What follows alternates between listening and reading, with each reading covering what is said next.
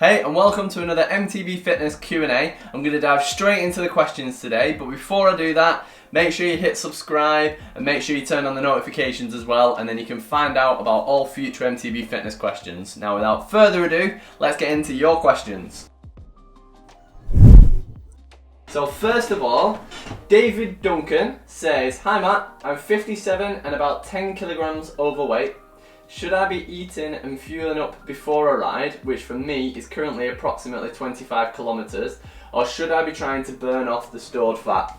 So David wants to lose weight and he's wondering whether he should be eating before and during a ride, or whether he should be fasting and then focusing on burning his fat as fuel instead. So when it comes to weight loss, the overall kind of decider of whether you're going to lose weight or not is whether you're burning more calories than you're eating in general. So you don't really lose weight whilst you're riding. You'll burn a very, very minute amount of fat kind of as calories to fuel your ride. You actually burn fat over the whole day and over the 24 hours. So if you want to lose weight, you don't want to be focusing on that 1 to 3 hours that you're out riding for. You want to be thinking of what you're doing 24 hours eating, 24 hours a day, 7 days a week. So I would say you'll get much more benefit fueling up properly before you go for a ride and eating whilst you're riding, and then focusing on eating well the rest of the time. That's going to help you lose more weight than starving yourself when you go for a ride. And the reason for that is if you're starving on a ride, you're not going to put enough effort into the ride because you're not going to have enough fuel. So the intensity of that ride and the effort that you're putting in is going to be lower because you won't have as much energy. And then what you need to think about as well is if you get back from a 25-kilometer ride and you're absolutely starving, you're then going to end up raiding the fridge and having a load of biscuits, a load of chocolate, a load of sweets, that kind of thing, and you'll end up just eating loads more calories for the rest of the day and the rest of the night. So you're better to fuel yourself before you ride, fuel yourself properly while you ride, and then eat healthy the rest of the time. So if you do want to lose weight, it's a bit of a myth that you should starve yourself while you ride. The best results come from not doing that and just focusing on the bigger picture of eating well all the time, moving around lots and exercising. One really good tip if you do want to lose weight is to track your food intake for a full week. So get an app like MyFitnessPal, weigh yourself at the beginning of that week, weigh yourself again 7 days later, having tracked everything that you've eaten. And then everything that you eat and drink throughout the week, pop it into the app, and then over that 7 days, work out your average calorie intake, and then let's say you've eaten an average of 2,500 calories a day. See what your weight difference is there. If your weight's the same, so you've not lost any weight, and you're eating 2,500 calories a day, then maybe drop that by 10%, 10, 20%, something like that. So you've then got a daily calorie goal of 2,000 to 2,250 calories a day, and then do that for a week, and then see your results in the following week. Does that make sense? So look at the total amount that you're eating on a daily basis over a 7-day average, and then if you're not losing weight, just drop that by about 10% for the next week and then see your results there. It's the amount of calories that you eat over the day that makes a bigger difference, not just the amount of calories that you eat just while you're exercising and just while you're riding. So I hope that answers that question. On to the next one. Denise Barnett, who's from Australia and she's 55, says, "Hi, I've just got into MTB riding after being a road rider for a long time. So I'm coming from a background of smooth riding. I'm struggling with downhill with rocks and steps and also climbing over rocky parts. Once I hit a rock climbing, I just stop pedaling. And I just have a fear of coming off over the handlebars on the downhill. I just need some guidance of how to get over this fear." So, welcome to mountain biking. You've moved over to the better cycling sport. This is something that a lot of new mountain bikers struggle with. There's two sort of aspects to this question. One of them is how to get over rocks on a climb. When she finds that when she gets to a rock, she just hits it and stops pedaling, stalls, and has to put her foot down. And then the other part of it was on the downhills. She finds that she just gets really scared when she gets to some rocks and she's worried of hitting something and coming flying over the bars. So I'd say first of all, before you consider sort of either of those, when this whole lockdown and this whole corona is over, go and get some skills coaching, because that makes a huge difference. If you can go and work with someone for a day, one-to-one, they'll look at your technique, they'll look at what you're currently doing right, they'll look at what you're doing wrong, and they'll tell you exactly what you need to do to get over that. So it might be that you're doing everything right at the moment, but you're just not going fast enough. Or it might be that it's a mental block and you slam on the brakes when you don't need to. But you only really know that through actually sitting down with someone or working with someone for a day and having them look at you. I think that's one of the best ways that you can do it. Now, with that in mind, some tips for climbing up rocks on the way up a hill. You want to plan ahead first of all. So a lot of dikes, a lot of climbs, you'll have smooth sections and then you've got a rock that you've got to sort of get over. Then you'll have a smooth section maybe and a rock. So when you're on one of those smooth sections leading up to the rock that you want to get over, try and spot it as far in the distance as you can, and then you can plan what you're going to do. And then what you want to do is save some energy for when you get to that obstacle. And when you do get to the tricky sections, that's when you want to be a little bit explosive, you want to be using some power on the bike, you want to be doing that pedal wheelie to get your front wheel up and over, and then getting the back wheel up.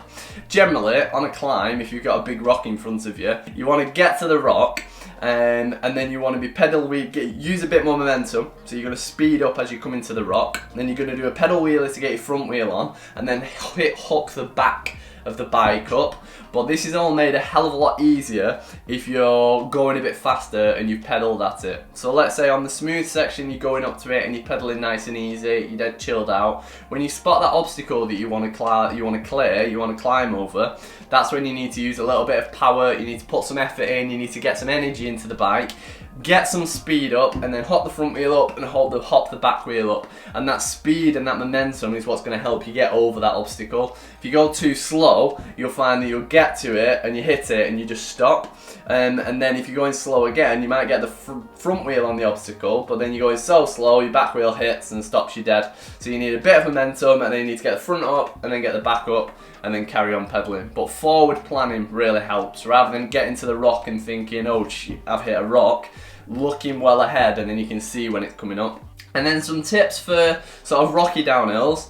First of all, I know you probably don't need preaching to, but now's probably not the time to be learning to ride downhill properly with everything going on with Corona. With that in mind, when all this has passed and you are trying to improve your skills on the downhill, a lot of it is practice, I'd say, riding with riders who are able to ride that section that you're struggling with. Learning a good attack position, so having your chest sort of drop towards the bar, dropping your heels, having your hips back, just having that good attack position on the bike and being nice and relaxed. Usually getting your front wheel up a bit, so if you're just trying to go down a hill and then hit a bit of a rocky section, you probably want to pop your front wheel up onto it. It's at least then when you hit it, you're going to be a little bit smoother because the front wheel's already up and over. It all depends on the situation, but overall you just want to practice, like go up to that rocky section and then sort of hit it once, stop, get off, push your bike back up, do it again, try different lines, make sure you drop your heel and you're relaxed on the bike. And then one thing that I would say is a lot of beginner riders hit rocky sections far too slowly, so they come up to it really tentatively, and then as soon as they hit the first rock they slam on the brakes and they stop, or they just try and crawl all the way down and they don't actually have any momentum to get over the obstacles and through the rocky sections. So that doesn't mean that you should just be letting completely off the brakes and flying into a rock garden as a complete beginner, but actually with a lot of beginners I see that they go really slowly and far too slowly to actually have any momentum to get through the rock garden or to get over the obstacle. So just speed up a little bit, let off the brakes a little bit, and then let your bike go through it. All of those tips will help you. And then the other thing that I would say is just gradually build up step by step. So you don't want to go from doing canal towpaths to suddenly doing massive black graded downhills with massive rocks in the way and loads of drops and whatnot. Like, just gradually step it up. So you go from canal towpaths to smoother blue style descents, and then you move up to slightly rockier and then to bigger rocks, and you just gradually build up. As your skills improve, you're doing that a little bit more and you're doing the harder trails, so build it up step by step. So I hope that answers your question. Alright, on to the next one. Alvin says, the first kind of couple of questions he's asking here is about my 12-week training program, my 16-week advanced program. So I've answered this in an email to him. if you want to check out those, go to the MTB Fitness website. The second part to his question, so he said also this could benefit everybody, resetting goals. Due to the Rona, most of us may not be able to fulfill our goals. What would be the best advice to reset them or maybe modify the existing ones? So I actually talked about this in a podcast last week, so it'd be well worth you listening to that, because I went and sat down for 20 or 30 minutes and chatted in detail about what type of goals to set at the moment and how to reset your goals. So if you just Google MTB Fitness podcast and listen to last week's episode, probably the most recent episode on there, I talk in detail about that. But to give you kind of a brief overview, you've got different types of goals. So you may have had a goal which was to enter an event in July or in June, and that might now be cancelled, or you might not know whether it's happening or not. So there's a few different types of goals you can set. You can set a process-based goal, which is a goal which is focused on the things that you need to be doing every day and every week. So it might be you've set 3 process goals, and those goals are ride 4 times a week, do 2 weight training sessions or resistance training sessions a week, and eat healthy meals 4 times a day. So you're setting goals, but they're actually process-based goals which you can aim to achieve every week. The second type is sort of a bigger goal. So rather than saying, right, I want to enter that race there, you set a really large macro goal, which could be to become the best rider you can possibly be. You know, a type of goal that you're never going to achieve, like it's unachievable, so you're always aiming to get better and better and better and become the best rider you can be. So you're setting a bigger goal which doesn't have a date on it. I think they're 2 things that you can really focus on at the moment. And the third one would be just to set a longer term goal. So while coronavirus is happening now and we're all in lockdown for the next X amount of months, you know, give it a year or 2 years and we're more than likely going to be back to normal with races happening and with events happening. So maybe just pick a goal that's for next year instead and aim for a goal that's in 12 months time, so you've got plenty of time to work on it, and it's probably not going to be affected by corona. So those 3 things should help you readjust your goals and then have something to focus on. Best thing you can do is not to let this whole thing drag you down and ruin your focus and ruin all the effort you've been putting in. You just need to pivot and change your goals and just tweak them slightly. Right.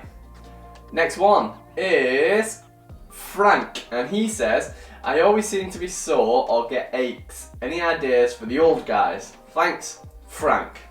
Thanks for your message, Frank. So I get asked this quite a lot, and I'm actually in the process of writing a guide for over 50-year-old mountain bikers right now. So that's going to be 50 tips for mountain bikers over 50, and among the many things I'll be talking about in that guide, one of the big things I'll be talking about is how to decrease aches and pains. So watch out for that guide. If you do want to find out when that gets released, sign up to my email list, which you just need to go to mtb.fitness, click the menu on the side and sign up for the daily emails, and if you do that you'll find out as soon as that launches. But aches and pains, how to reduce them. There's a few different things you can do. First of all, I'd say stretch on a daily basis, because a lot of aches and pains come from tight muscles which are putting pressure on your joints and pressure on the areas. So if you start stretching daily, that will help improve your flexibility, and then that in turn will help you reduce those aches and pains. So that's one thing that you can do. The other thing to do would be to focus on good recovery and good quality sleep. So make sure that you're sleeping for 6 to 8 hours a night and the sleep is good quality. That's really, really important. And you can maybe have a warm bath after your ride, that can help recovery. You're just overall focusing on great recovery, and with the exercise that you're putting in, you're putting as much effort into the recovery and the work afterwards as well. The other side of that is your nutrition as well. So nutrition and the food that you're eating is really important to fuel your body, to help you recover, to give your body everything it needs so that it's strong and mobile and fit, so you get less aches and pains. And another tip would be to move around more. So you tend to get more aches and pains the more that you sat down. So if you've got an office job, for example, and you sat down for 8 hours a day, it's really common for tons of aches and pains to develop because you sat down all day. So get up every half an hour, move around, and just try to be more active. So they're just some general tips really for the older guys and girls to relieve those aches and pains. So I hope that one helps. On to the next one. And Adam Kelly says, hey Matt, congratulations on the YouTube channel. Thank you, Adam. Adam here from Western Australia. What are your thoughts on power meters and would you/do you use one? Healthy regards, Adam. So I never ever use power meters, and the reason for that is that I believe for the vast majority of mountain bikers listening to this, we want to keep things simple, we want to get out and ride, we want to bash quick training sessions out, and a lot of us don't want to be worrying about sitting in those power zones. So I don't tend to use them, and one of the reasons is for simplicity. I like to just be able to get out there and ride. The other kind of reason is because road cycling, if you're going for a 3-hour ride, you can sit in the same zone, you can sit in the same heart rate zone, the same power zone for hours on end and just adjust your cadence accordingly, whether you're going up a hill or, you know, if you're on the flat, and you can stay pretty much within the same power zone. Mountain biking is not like that. Like, you'll do a hill and then you'll do a flat, then you'll have a downhill, then you'll have some obstacles, then you'll have some windy single track, you'll be up in the saddle, then you'll be down. You're all over the place, so you can't just maintain one solid power zone. So that's another reason that I don't use them, just because mountain biking is so up here and down there and up here and down there, that trying to plan your workout so that you can stay within a certain sort of power zone is really difficult to do on a mountain bike. But they're the main reasons. The other reason is that MTB Fitness kind of focuses on the 99% of mountain bikers, which are the people like you, probably you, definitely me, who mountain bike to get fitter and stronger and because they love it, but they're not competing at that highest level. They don't need that 0.1% increase, they don't need that tiny advantage. They just need good overall advice. Like, there's no point using a power meter to absolutely nail your training, but then going to the pub afterwards and having a pint, like after your workout, and eating crap food for the rest of the night. Like, I would say that power meters would be for really advanced riders who are nailing the nutrition, absolutely nailing the training, nailing the sleep, and they're mega focused on competing at those higher levels. Most people watching this video probably aren't at that level, and that's why I don't tend to use them. So I'd say the only real place for them would be for that mega serious mountain biker who nails absolutely everything else and wants to squeeze that last bit of everything they can from the training. But that person is putting many hours a week into the training. They're not just going out 2 or 3 times a week and doing 1 or 2 weight sessions a week. They're absolutely hammering it. For those people, a power meter may be useful, but for the vast majority of people watching this video, and for myself, they're not really necessary, they're not really that beneficial. Now on to the final question. Robert Knott says, "Hi Matt, I hope you're well amidst the whole coronavirus pandemic. I have 2 questions that I've been meaning to ask. Have you tried a vegan diet? And if so, did you notice any improvement in performance on the bike? I went vegan at the start of the year and just wondered whether there was anything in the claims made in the Game Changer documentary. My second question is, do you know of any decent vegan protein shake? The ones I have tried have the consistency of sludge on a cold winter's day. Keep safe, cheers, Rob." Thanks for the question, Rob. So that second question is the shorter question to answer, so I'll give you the answer to that first. And I've heard that a very good protein shake, or vegan protein shake, is the one that Awesome Supplements do. So I had Ben Coomber, who's the founder of Awesome Supplements, on the podcast a few months ago, and he created a vegan protein shake that's meant to be tasty and has a better consistency than most of the other options out there. I've not tried it myself, I don't get any kickbacks from you for you using it. I've just heard that it's meant to be good, and I know a few of my followers have bought it, tried it, and liked it. So that'd be one well worth checking out. Now on to the first part of that question, and that's talking about whether a vegan diet is beneficial for mountain bikers.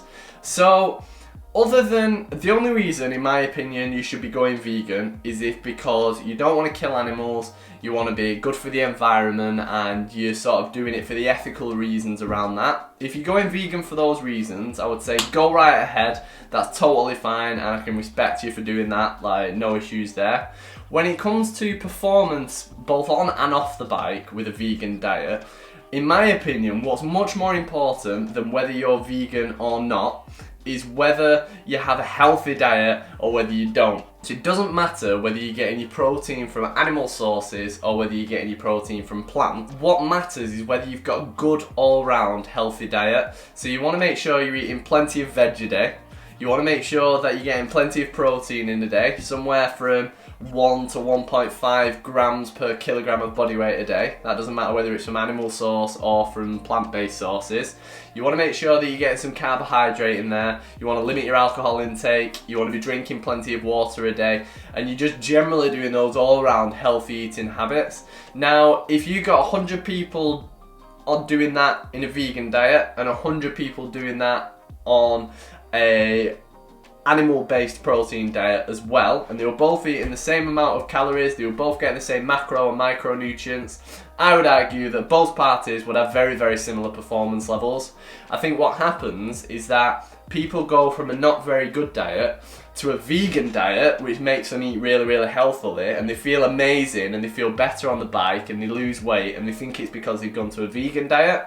For most people, it's actually because they've gone from an unhealthy diet to a healthy diet, and that's the biggest thing you need to focus on. So in my opinion, I would say go vegan if you're doing it for the ethical reasons, but if it's for the performance reasons and you really like eating meat and eggs and fish and all that sort of thing, then I would say you do what you want to do, but don't worry too much about which of those is going to be best for performance, because if you're getting enough protein, if you're getting enough carbs, if you're eating a load of veg, you can get great performance benefits on both sides of it. So don't let the Gale one documentary really make you decide to go vegan, because you can be really great on the bike and super fit from both sides of it, and there's hundreds of times more athletes that are on a meat-based diet and performing at the highest levels than there are a vegan-based diet, so I wouldn't let it swing you either way. So I hope that answers that question. Now that brings us to the end of today's Q&A. I hope you found it really, really beneficial. If you'd like me to answer your question in future, just email it through to me, matt@mtb.fitness. I'll pop that in a folder, and then when I come to do the next Q&A, I'll scroll through them. And to catch the next video on MTB Fitness, make sure you subscribe and turn on those notifications as well. And I'll see you next time for another MTB Fitness video. Thank you very much.